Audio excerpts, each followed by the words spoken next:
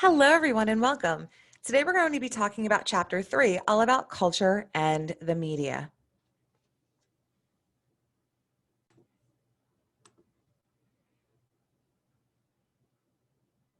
Chapter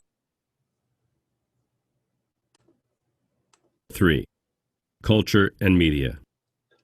Paradox. Do mass media create social norms or merely reflect them? Culture is like two mirrors facing each other. It simultaneously reflects and creates the world we live in. How do mass media and social norms affect each other? It's not easy to untangle cause and effect here. In fact, most sociologists today believe that they cause each other. We can confidently say that mass media affect us. Mass media provide us with values and norms that we follow in order to function in society. But of course, media are produced by people with their own biases and opinions. Take language, for example. We were all taught grammar in school. But with the advent of mobile technology, we often now write short, quick messages that are not meant to be kept like the handwritten letters of yesteryear. These new messages are similar to small thoughts in our heads written down and sent quickly to increase efficiency in our work and personal relationships. Perhaps our language is evolving to become more pictorial, similar to modern Chinese or ancient Egyptian hieroglyphs. Your grandmother might think this rude.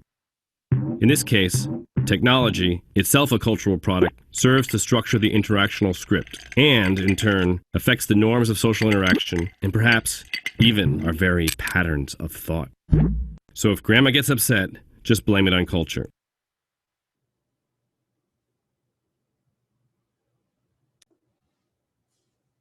The concept of culture has evolved and expanded throughout history.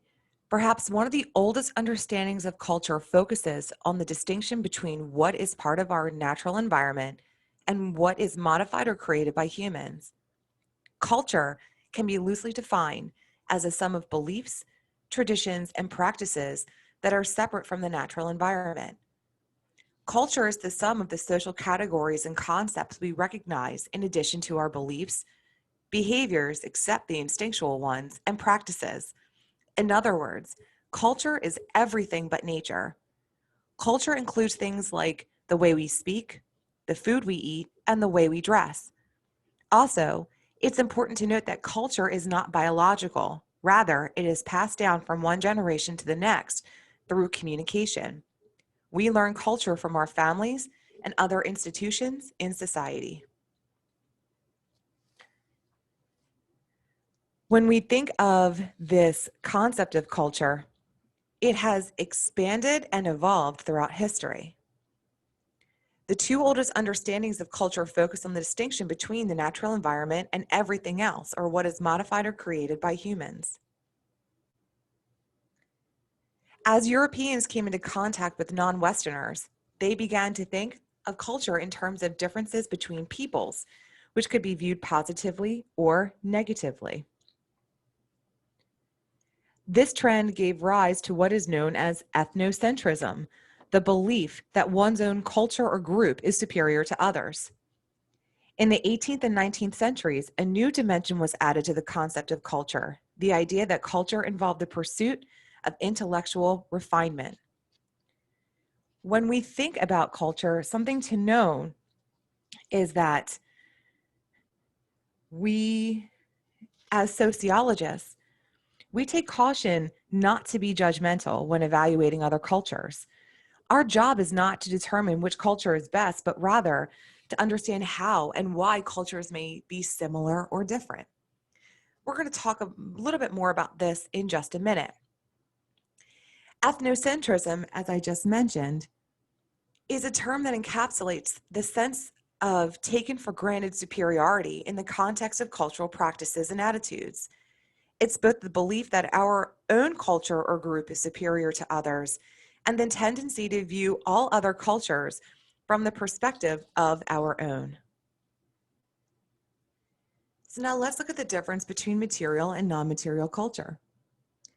Material culture is everything that is part of our constructed environment, such as books, fashion, and monuments. Non-material culture encompasses values, beliefs, behaviors, and social norms. Items in a culture don't have meaning inherently. We assign meaning to them. For example, in American culture, we know that a chair is for sitting on, but could it not also be used as a stepladder or a weapon or a decoration? We've assigned meaning to it, and it makes it valuable in a certain way in our culture. Non-material culture works in a similar way. As a society, we determine the values, beliefs, behaviors, and social norms that we find appropriate and acceptable. Culture includes language, the meaning we assign to words, and concepts such as class, inequality, and ownership. Non-material culture can take the form of ideology, which is a system of concepts and relationships that include an understanding of cause and effect. In addition, we also have what's known as a cultural lag. A cultural lag is the time gap between the appearance of a new technology and that of the words and practices that give it meaning.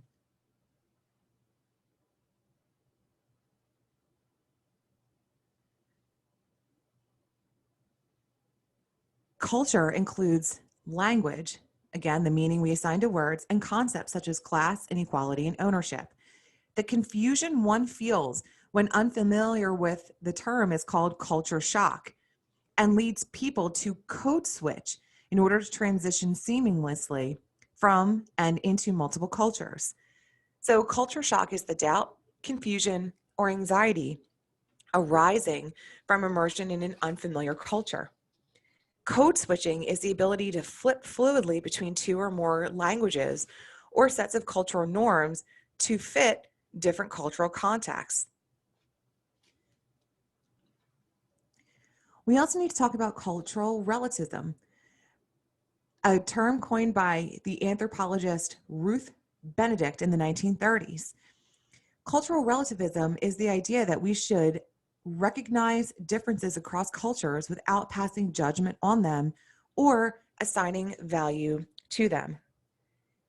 As previously mentioned, we take great caution not to judge other cultures as being inferior or superior. This is one of the biggest benefits of using our sociological imagination.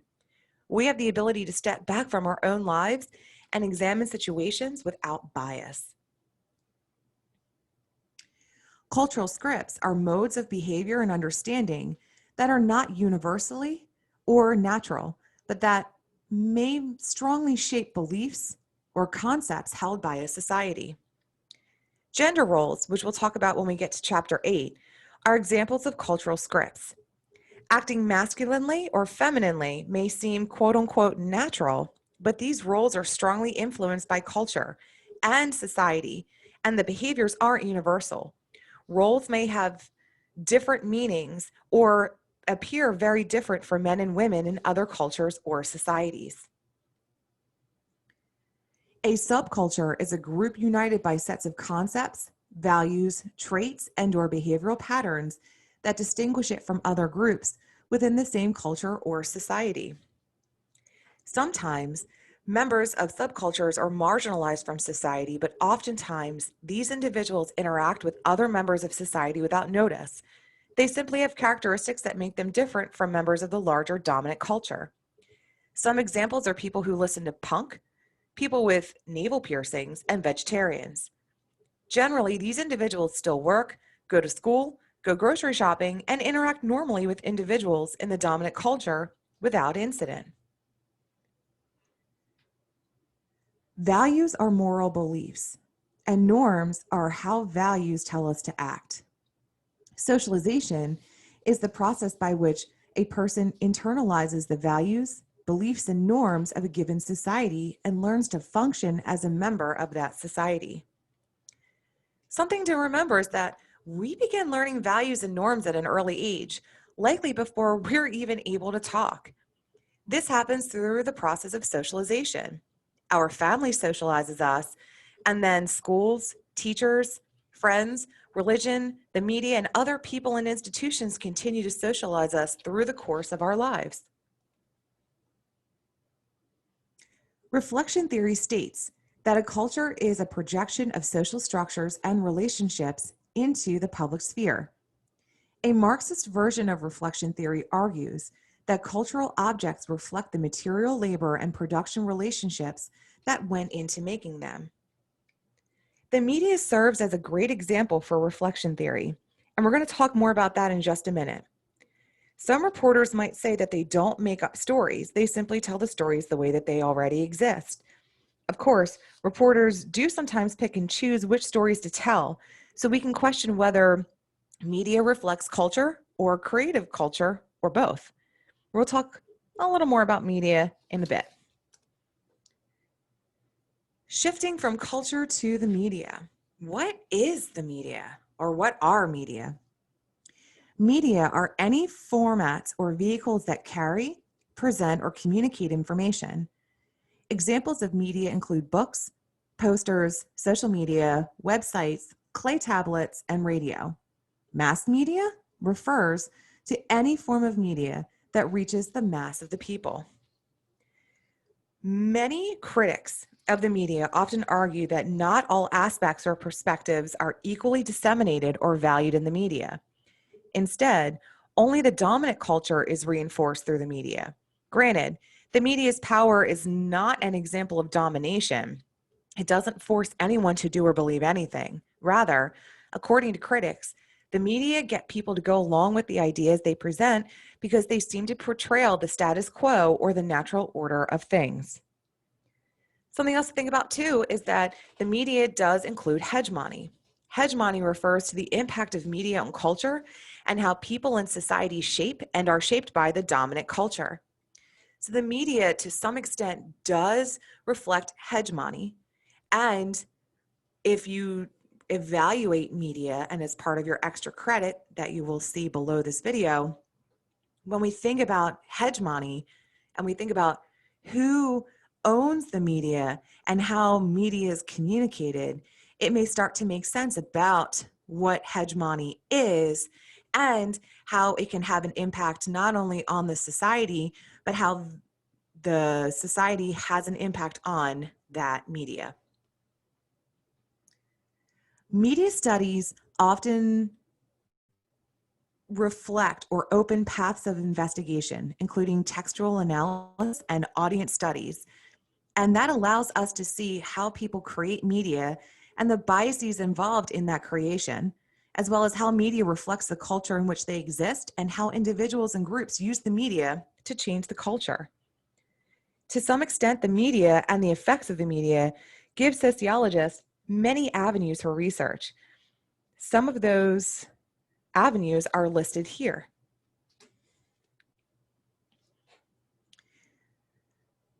Media effects can be placed into 4 categories according to their duration and intention: short-term and deliberate, long-term and deliberate, short-term and unintentional, and long-term and unintentional. It's very difficult to determine a causation between the media and behaviors, but we can see correlations and associations, which can happen in different ways. Some examples include, when we look at short-term and deliberate, we're looking at advertising.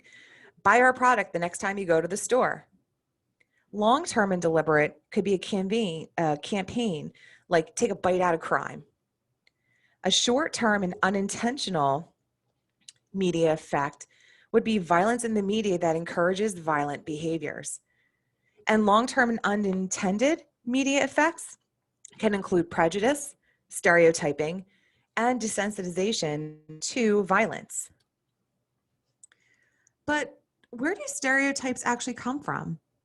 Intentionally or unintentionally, and subtly or overtly, the media can create or reinforce ethnic, racial, gender, religious, and other stereotypes, as seen in the movie industry's production code from 1930. And sometimes, in the process, they distract people's attention from foundational issues or tensions that need to be addressed. The media can also be blamed for creating what is known as a false consciousness, or allowing people to become distracted and disenfranchised, believing that social issues are not that important or that there's nothing that they can do to help anyway. However you slice it or dice it, the political economy of the media exists. Media ownership in the United States is concentrated in the hands of 6 companies, and those companies in turn can affect the information and messages communicated to the public. These companies are often called media conglomerates because they control not only television, but also websites, magazines, newspapers, radio stations, and more. If so much of our information is coming from so few sources, are we comfortable in the belief that we're getting fair and accurate information? That's part of your extra credit below. The media, especially advertising, plays a large role in the maintenance of what is called consumerism and consumer culture. This is the belief that happiness and fulfillment can be achieved through the acquisition of material possessions. This increasingly involves advertising to children in order to encourage a self-sustaining consumer culture among them. Many companies no longer try to sell their products. They instead try to sell a lifestyle. Customers believe that if they acquire that product, their lifestyle will improve. When we think of the globalization of the media, this has spread American culture around the world. And this has soft power. This soft power has effects on culture, values, and ideas about the behavior of others, and it has experienced a drop in popularity recently because of some American foreign policies. With the global reach of the media today, again, American culture can be found in the farthest corners of the world. This soft power, the effects of culture, values, and ideas on others' behavior, has experienced that drop because we as America don't have very strong foreign policy measures or popularity. Culture jamming is the act of turning the media against themselves. And this is one example of subverting the power of the media. Culture jamming has similarities to vandalism, but it's different in the way that the jammers are trying to convey a social message by rallying against the advertisers or the products that they endorse. I hope that this was helpful for you. As always, if you have any questions, comments, or concerns, please don't hesitate to reach out to me. Otherwise, I hope you have a great day, and I'll see you soon.